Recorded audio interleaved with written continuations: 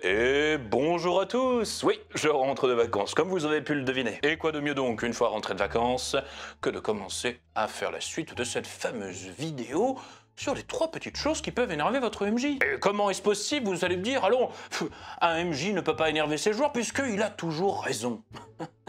C'est absolument faux. Et pourquoi, vous allez me dire? Tout simplement parce qu'il faut arrêter de se planquer derrière le fameux adage fallacieux que le MJ a toujours raison. Eh oui, certes, le MJ a le dernier mot sur la situation qui se passe autour de la table, mais le MJ est comme les joueurs autour de la table, un humain. Et un humain, ça fait des erreurs, et ça fait des bonnes choses. Et justement, il peut y avoir des petites erreurs comme ça qui peuvent agacer vos joueurs. Donc, arrêtez de vous dire que vous avez toujours raison, que vous avez la parole divine. C'est faux, et acceptez le fait que vous puissiez faire des petites erreurs comme ça qui peuvent titiller, agacer, un petit peu énerver vos joueurs autour de la tablée. Mais ne vous en faites pas justement, on est là pour en parler et peut-être même aussi comment savoir pour les éviter. Vous allez voir. Bref, sans plus attendre donc, vous connaissez la rengaine et commençons donc par le premier point.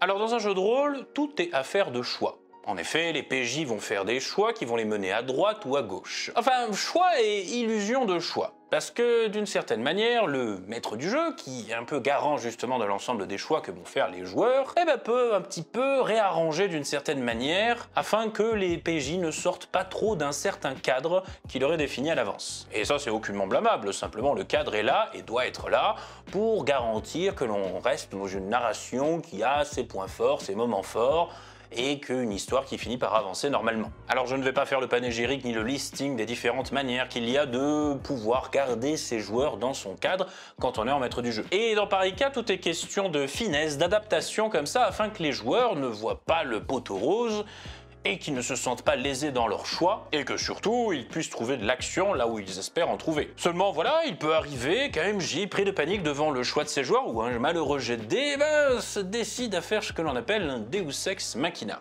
Alors vous allez me dire, mais qu'est-ce que c'est qu'encore ce truc? Je ne parle pas latin, scénarurgien, explique-moi, explique-moi. J'arrive, doucement, doucement. Alors, le Deus Ex Machina, qu'est-ce que ça désigne? On va sortir la définition du dictionnaire Larousse, comme d'habitude, vous le savez très bien. En dramaturgie, un Deus Ex Machina désigne un personnage ou événement inattendu venant opportunément dénouer une situation dramatique. Ce qui se traduit généralement en jeu de rôle par un coup du sort ou le fameux « oh là là, il y a trop de la chance » qui va remettre bien comme il faut, d'une manière bien abrupte, les PJ sur la droite ligne du scénario qu'avait prévu le MJ en avance. Et le pire, c'est que ça coupe toute opportunité aux joueurs. Ah oui, là c'est clairement le MJ qui décide et les joueurs, débrouillez-vous.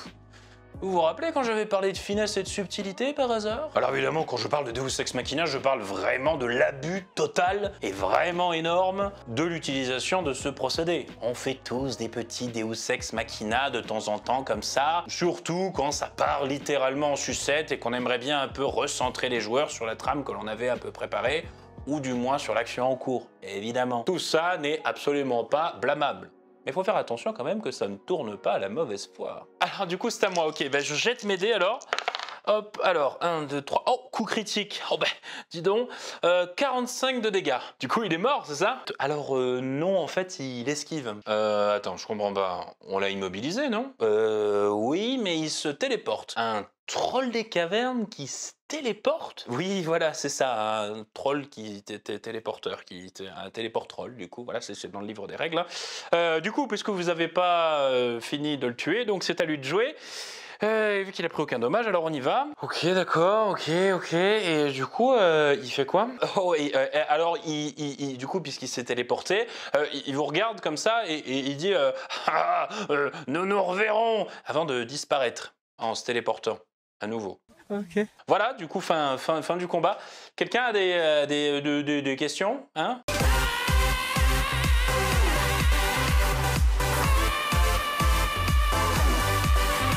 Alors en jeu de rôle, comme j'ai dit, tout est une affaire de choix ou d'illusion de choix dans certains cas. Alors certes, vous pouvez les orienter en fonction de votre zone de confort, vous, le MJ, mais veillez quand même à ce que ces derniers n'occultent pas les choix des joueurs, car cela reviendrait à les transformer en de simples spectateurs, vous laissant simplement, dans une position d'un bien triste narrateur.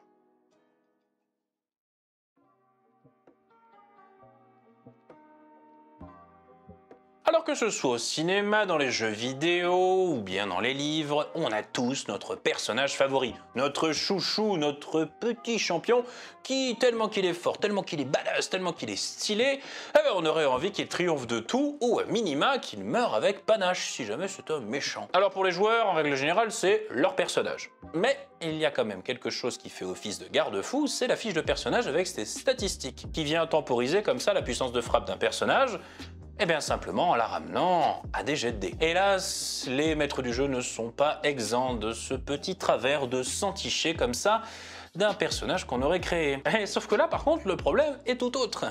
C'est que le maître du jeu, de par les pouvoirs qui lui sont conférés autour de la table de jeu, il fait ce qu'il veut en fait. S'il a envie que le personnage soit abusément fort, il peut en fait. C'est lui qui contrôle les stats et surtout, c'est lui qui fait les jets comme ça derrière l'écran de jeu de rôle. Donc caché à la vue des joueurs et laisser libre cours comme ça à des envies de badasserie et donc basculer dans le fameux power creeping. Alors vous allez me dire, ça y est, on passe du latin aux anglicismes, j'en peux plus, je me désabonne, j'en ai trop marre, calmez-vous encore.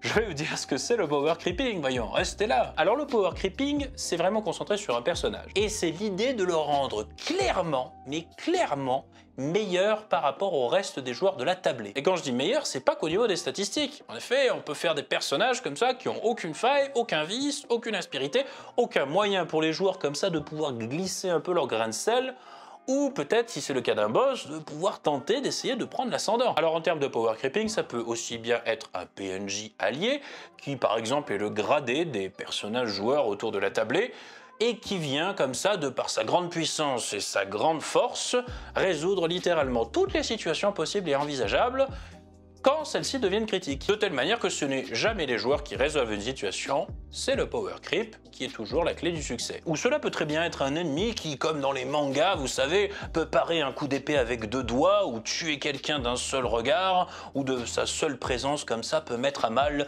l'ensemble de la tablée. Enfin bref, pour résumer, qui est tellement inattaquable, tellement parfait, qu'au final ça finit plus par décourager les joueurs que les galvaniser. D'une manière générale, n'oubliez jamais que l'histoire racontée dans un jeu de rôle est centrée sur les personnages joueurs, et agrémentée aussi des personnages de votre cru. Mais veillez toutefois à ce que ces derniers ne fassent pas ombrage totalement aux personnages joueurs en règle générale. Ainsi donc, réfléchissez à 2 fois quand vous allez mettre un allié qui va peut-être un petit peu trop prendre le devant de la scène, ou alors un méchant qui écrase le groupe avec une facilité déconcertante et surtout déprimante. Bref, tout ça pour dire laissez de l'espace aux joueurs. C'est d'autant plus leur aventure que c'est la vôtre aussi. Comme je dis à chaque fois, une histoire de jeu de rôle, c'est une histoire qui s'écrit à plusieurs. Vous n'êtes pas tout seul à l'écrire. Sinon, autant être tout seul en fait. Alors je sais que ça peut être un peu difficile des fois d'appréhender le rôle de me jeu qu'en fait comme celui qui est au service du plaisir des autres. Mais c'est comme ça, je suis désolé. Toutefois, vous verrez que quand vous l'aurez accepté et intégré, vous aurez autant de plaisir que les joueurs à vivre votre scénario et surtout, vous aurez un plaisir immense à écrire une histoire à plusieurs.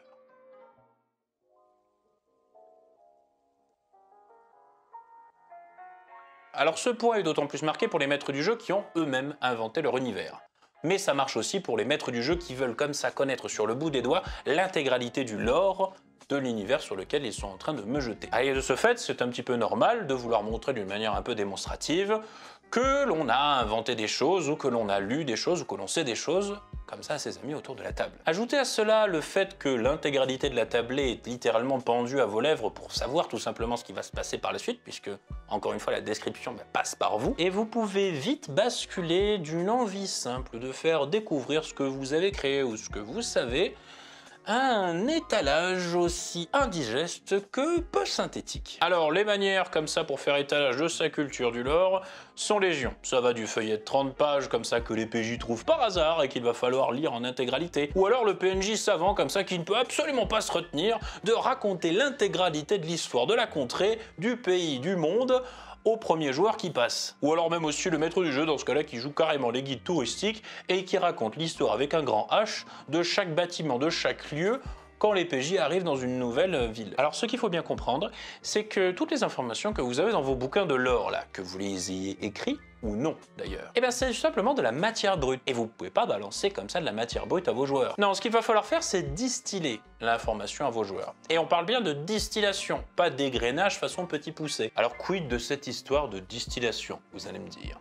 Eh bien en fait, plutôt que de faire un long récital sur un lieu par exemple, concernant son histoire, concernant ce qu'il a traversé, concernant ce qui s'est passé, pourquoi ne pas le laisser transparaître naturellement dans ce que les joueurs vont voir quand ils vont arriver dans ce même lieu? Prenons par exemple un pays en guerre. Plutôt que de faire de la géopolitique de haut vol, de raconter les armées, combien il y a d'effectifs de part et d'autre, etc., où en est-on dans la guerre, patin couffin, plutôt que de faire ça, laisser transparaître de ce fait, eh bien, les effets de la guerre sur un pays. La famine, les maladies, les exilés, la sécurité renforcée, etc., etc. Et de ce fait, vous aurez alors posé une ambiance, en plus de raconter une histoire sans la dire. Une pierre, deux coups. Ainsi donc, quand viendra le moment de raconter une histoire tirée du lore sur ce qui s'est passé dans les lieux, eh bien prenez un petit pas de recul comme ça et demandez-vous, comment pourrais-je faire pour ne pas la raconter cette histoire, mais plutôt la faire vivre?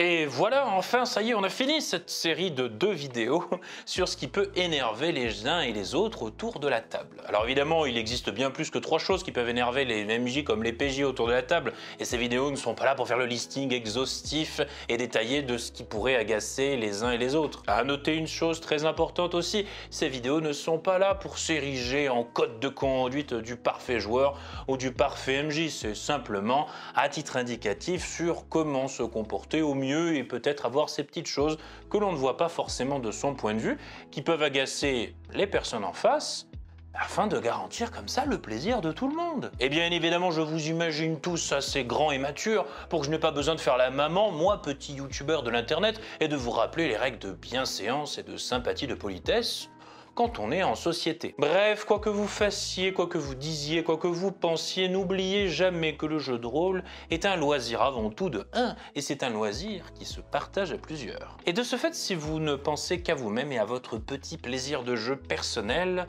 que vous soyez PJ ou MJ, eh bien vous risquez fort de passer à côté de la plus grande richesse que le jeu de rôle ait à vous offrir, les autres, tout simplement.